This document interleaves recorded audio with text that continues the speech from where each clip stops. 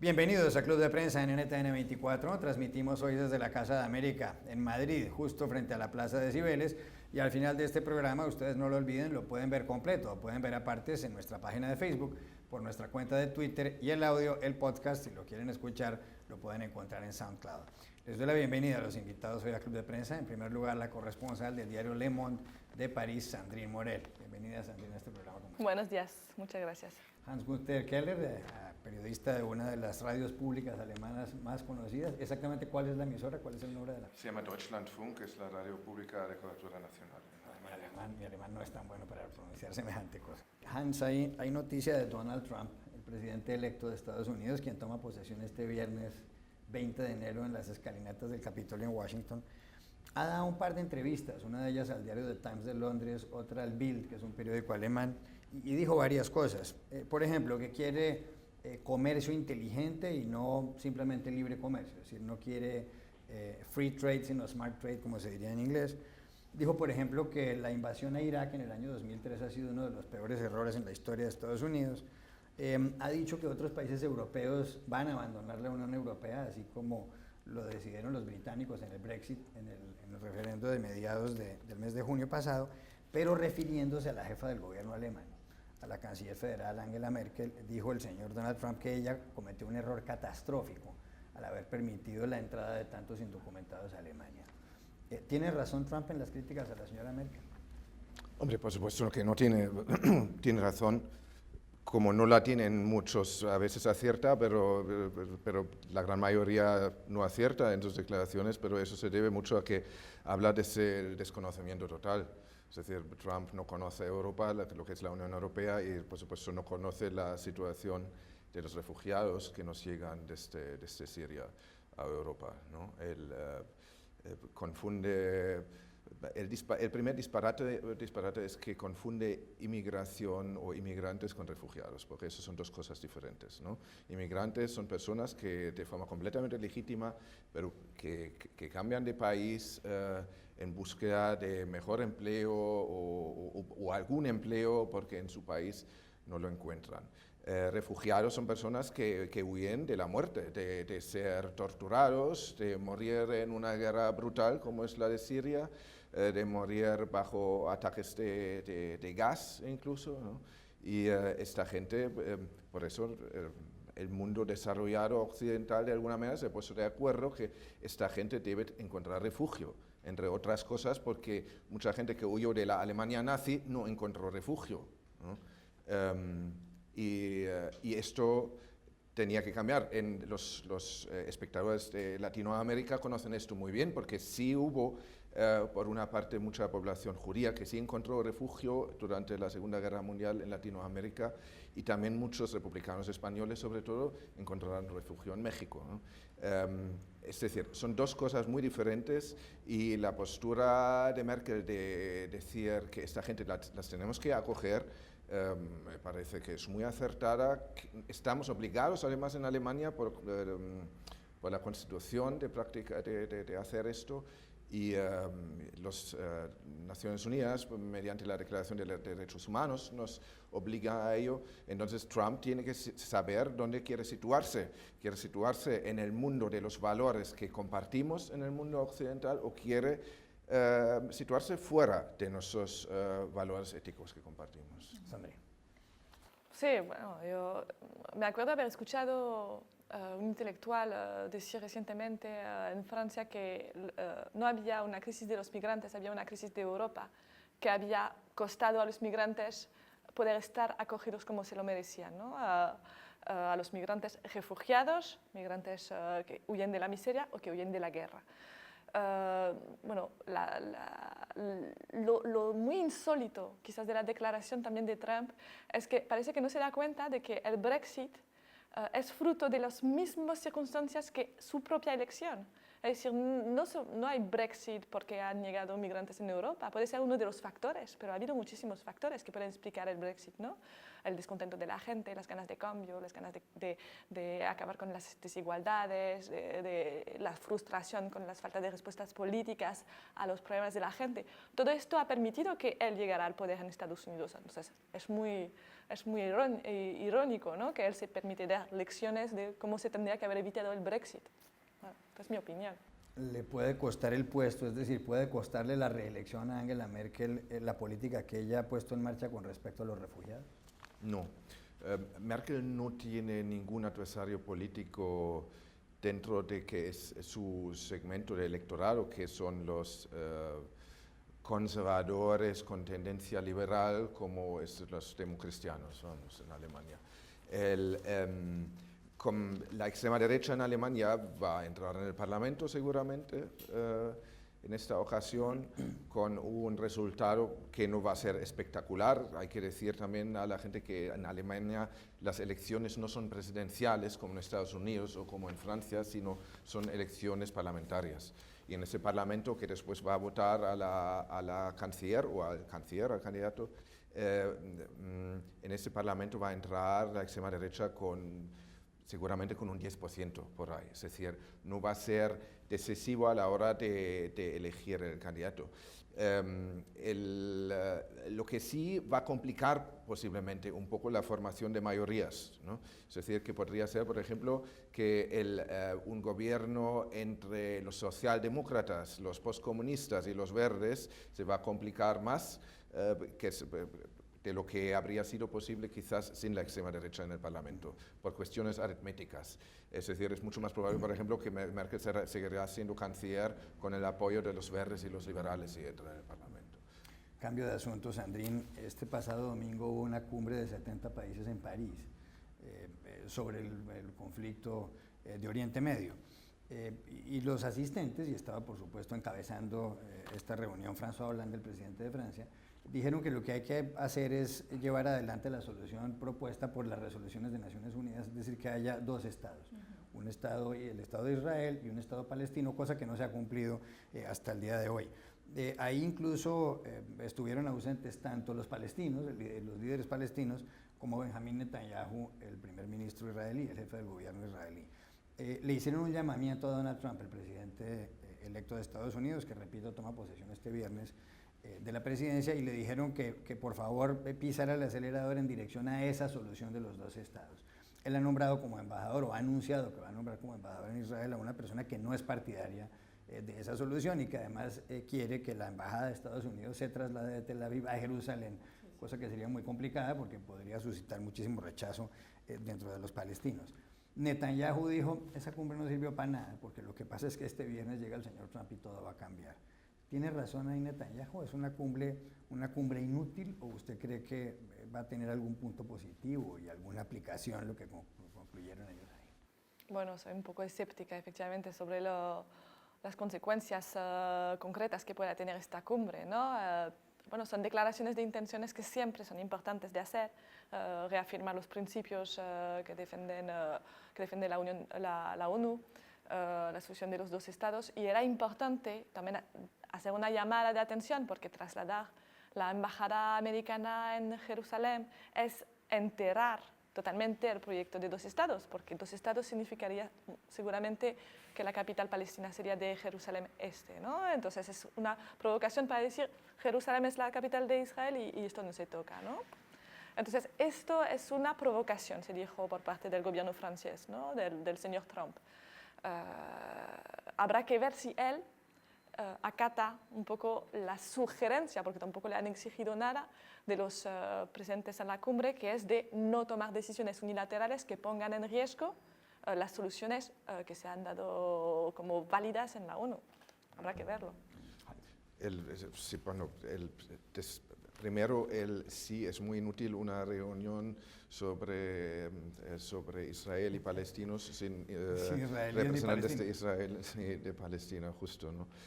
Bueno, dicen que es para ser mediadores. Sí, pero es que los partidos entre los que quieres mediar deberían estar presentes, ¿no? Eso por un lado. Y por otro lado, sí me temo que, bueno, eso es bastante evidente por mucho que quizás hay gente que espera que Trump se vaya moderando conforme que va gobernando. Es decir, conforme que ve que la política no es tan simple, las medidas como él las quiere aplicar, no se puede hacerlo así de golpe, sino la realpolitik es algo muy complejo, ¿no? Que conforme con todo esto se vaya moderando.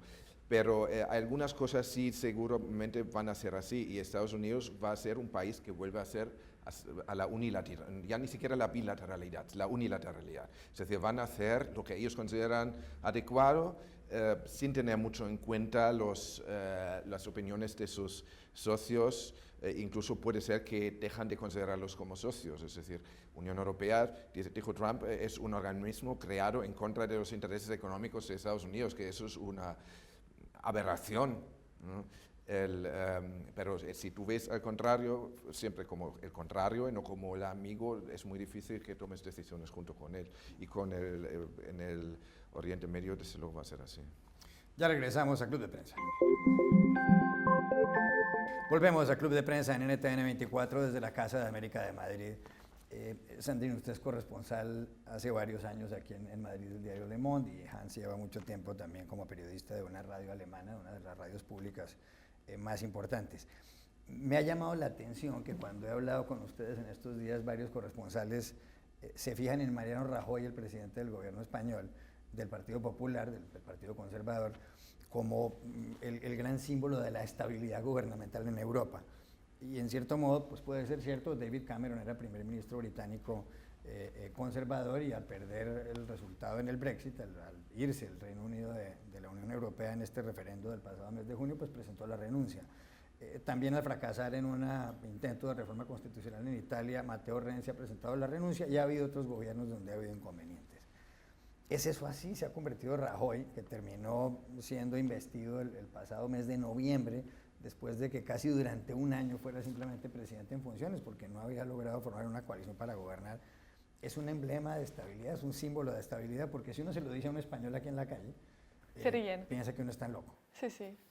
Sí, pero yo creo que es así. Yo creo que es muy raro lo que ha pasado en España, porque si volvemos atrás, es que cada año Le Monde hace un repaso de todo el año, ¿no? Lo resume en un texto. Muchas veces me ha costado muchísimo, porque en pocas líneas tener que hacer el resumen del año es muy complicado. Pero este año no sabía qué decir, no ha pasado nada. Al final, Rajoy ha conseguido mantenerse al poder. Es que, ¿qué es más estable que la nada? Pues nada, ¿no? Aquí no ha pasado nada. Aquí ha habido muchísima gente gritando, agitándose, con muchas voluntad de cambio, nuevos partidos. Parecía que España iba a vivir una especie de revolución pacífica, ¿no? Con nuevos partidos políticos, que se va a regenerar todo. Rajoy era como el símbolo de lo viejo, que nadie quería, que todos los partidos estaban en contra, etc. Y al final está aquí. Un año de turbulencias, unas amenazas tremendas por parte de Cataluña, de secesión, etc. Pero no pasa nada, no hay noticias realmente concretas, sino anuncios de que van a pasar cosas y al final reelección de Rajoy y hoy en día realmente no se ve peligro para el PP. Yo no veo cómo el PP no puede seguir gobernando España durante muchísimos años, porque la izquierda está totalmente dividida y Rajoy ha conseguido afianzarse como el jefe de su partido. Es tremendo, es un maestro de la política. Los otros partidos, y Sandrine apunta en esa dirección, y es cierto, el Partido Socialista no está en un buen momento, incluso para los próximos meses piensan organizar un comité para ver si logran elegir un secretario general, porque de momento no lo hay una gestora. Por el otro lado está Podemos, el partido de Pablo Iglesias, que también tiene algunos inconvenientes, y Ciudadanos, el partido de Albert Rivera. Pero es que además la economía española está creciendo. Un 3,3% fue el crecimiento en los últimos meses. ¿Cuál es el secreto de Rajoy entonces? ¿Es estar en silencio? ¿Es estar callado? Sí, yo empiezo a comparar Rajoy con Helmut Kohl. Y Kohl también estuvo más que una década en el poder, ¿no? 3 legislaturas me parece que han sido. Y es decir, prácticamente una generación de los alemanes. Yo crecí mi conciencia política con Kohl accediendo al poder y cuando empecé a tener así 20 y pico años y tal, es cuando, o casi 30, es cuando Kohl se marchó, ¿no? Es decir, una generación. Y realmente lo que Kohl hacía muy bien, y en eso es un maestro, Rajoy también, es quedarse sentado y esperar que los problemas pasen, ¿no? El tiempo los resuelve. Y la crisis, mire, en el 2011, por ejemplo, se dijo que España tiene que pedir el rescate a la Unión Europea, el Estado está de bancarrota, y Rajoy dijo, no, no vamos a pedir el rescate, y esperó, y sí es cierto, los mercados al final se rescató con mucho esfuerzo a la banca española, y sí se pidió dinero, pero sin hacerlo de forma así tan oficial. España sufrió mucho menos presión por parte de la Unión Europea que países como Portugal o Grecia, ¿no? Y al final ahora España es un país que sí sostiene el crecimiento más importante, más fuerte de la Unión Europea, ¿no? Como cuando ves cuando ves el tema de Cataluña, por ejemplo, realmente quizás hubiera pasado algo grave, es decir, hubiera habido una tensión importante que pudiera llegar a una separación, ¿no? Una secesión, si Rajoy hubiera hecho algo. Es decir, si de repente, como mucha gente de la derecha, él hubiera intervenido en la región, cortando la autonomía, tomando las riendas del gobierno catalán, quizás la comunidad internacional hubiera intervenido y forzado un referéndum. Como no ha hecho nada, pues los catalanes tampoco se van a poder ir quejándose a la Unión Europea, intervengan, mirad cómo me están maltratando, etc. Entonces, para los catalanes, lo mejor que podría hacer Rajoy es actuar. Como no actúa, están bloqueados. De todas formas, también hay que tener en cuenta que España sigue siendo un país, es decir, Rajoy tampoco está en una situación muy cómoda, es decir, no tiene mayoría en el Parlamento. España sigue sin tener presupuestos para el 2017 y este año ya ha empezado. En el PP, además, el PP parece un partido en el que no ocurre absolutamente nada, ¿no? Es que está como casi muerto. No sé, es decir, sobre todo la situación de la falta de presupuestos en España y la falta de capacidad de negociar Rajoy tendría que negociar, sí, a la larga sí puede llegar a ser un problema, pero mientras ahora mismo el país crece y todo eso, ¿sabes? Es que en Bruselas o para Merkel un problema es el Brexit, negociar el Brexit. Un problema para Merkel puede ser que pasa en Francia, ¿no? O que pasa en su propio país, y Trump es un problema, Putin es un problema, ¿no? España no es un problema. España no ha dejado de ser un problema. Es verdad. Y es cierto, Rajoy no tiene los 175 escaños, 176 en el Congreso de los Diputados, donde hay 350 bancas para poder gobernar, pero pues se ha aliado con otros partidos, y el Partido Socialista, el principal de la oposición, no se opuso a la investidura del señor Rajoy. Ya regresamos a Club de Prensa. Volvemos a Club de Prensa en NTN 24 en este último minuto. Hoy es lo que llaman en inglés Blue Monday, el lunes azul. Un profesor, Cliff Arnall, en el año 2005 dijo que el tercer lunes de enero era el día más deprimente del año, sobre todo en la parte norte del mundo, porque es muy oscuro, ha pasado la Navidad, las deudas de las tarjetas de crédito son cada vez más altas, pero han dicho que en esta ocasión va a ser aún peor por el Brexit, porque ha ganado Donald Trump, dicen algunos, porque han muerto grandes cantantes como George Michael, dicen otros. ¿Está usted de acuerdo con eso? ¿Es un día muy deprimente el de hoy o está contenta? Bueno, creo que va a ser profecía autocumplida, ¿no? De saber que iba a ser un día terrible, hoy me he levantado un poco deprimida, es verdad. No te creo. No es verdad. Bueno, es terrible lo de hoy. En primer lugar, Blue Monday es la primera cosa que me sale en la cabeza con Blue Monday es una canción preciosa de Fats Domino de 1955. Y no un invento de una agencia de viajes americana. Y en segundo lugar, siempre ha sido así, se habla de la cuesta de enero en España, no sé si en Latinoamérica también, y que tengamos ahora un mes como de reflexionar, de fijarnos en nuevos objetivos, en vez de pensar solamente en cómo gastar el dinero, tampoco es malo. Gracias a los dos, a ustedes los espero mañana nuevamente en Club de Prensa.